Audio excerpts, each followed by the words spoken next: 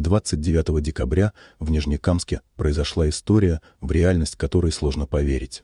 Произошедшее больше похоже на страшный сон, но тем не менее все это случилось на самом деле. Однажды дворовый пес Зевс вместе со своим другом, как обычно, бегали по улицам. Но на пешеходном переходе животные попали под колеса автомобиля. Одна собака погибла на месте сразу же после столкновения, а Зевсу повезло выжить.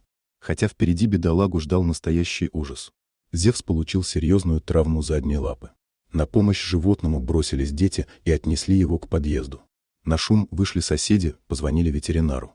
Несмотря на предпраздничные дни, на вызов согласилась приехать врач Аделина Камалиева. Ветеринар осмотрела животное и сказала, что собаку нужно усыпить. Это слово стало ключевым в судьбе Зевса.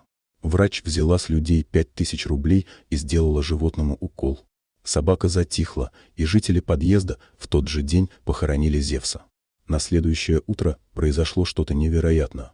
Собака, как ни в чем не бывало, вернулась к подъезду и смотрела на всех, ожидая поддержки. Конечно же, это вызвало шок. Зевс невообразимым образом выбрался из могилы и вернулся к тем людям, которые вчера его похоронили. Жители подъезда винят в произошедшем врача. Это был единственный доступный ветеринар в предпраздничные дни. Врач из клиники «Светлячок». На следующий день, когда собака вернулась, жильцы дома поехали в клинику и попросили ветеринара снова прийти, чтобы помочь собаке. Она сказала, что у нее и ее коллег нет времени. Деньги нам не вернули.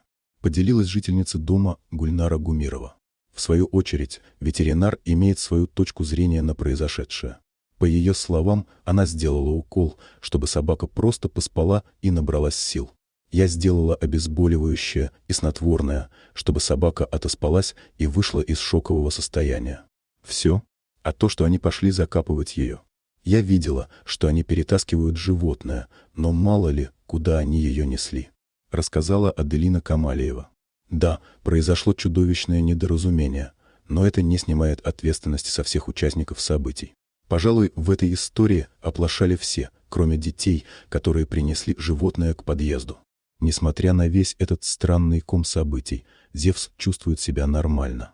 Сейчас он находится на передержке, а его судьбой занимаются зоозащитники. Надеемся, что Зевс сможет забыть то, что с ним произошло, и станет счастливым питомцем. Дорогие друзья, если вам понравилось видео, поставьте лайк, а также подписывайтесь на канал, где найдете еще много интересного.